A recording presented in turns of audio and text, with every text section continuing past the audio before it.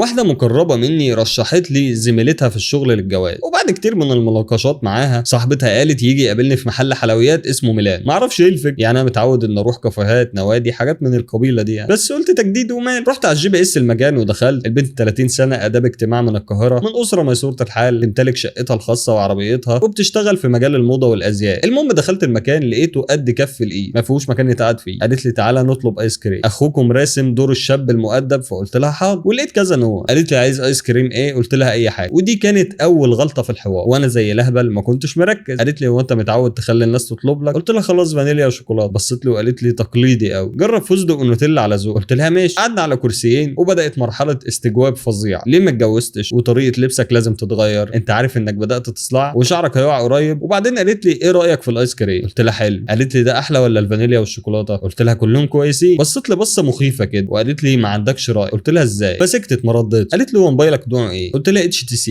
قالت لي اشمعنى ده اللي اشتريته؟ قلت لها عادي هي اندرويد وخلاص. والحوار خلص وروح. ولقيت البنت اللي عرفتنا على بعض بتكلمني وبتقول لي البنت مش مرتاحه، بتقول ما عندكش راي، لا عرفت تختار الايس كريم ولا حتى نوع موبايل. قلت لها حسن.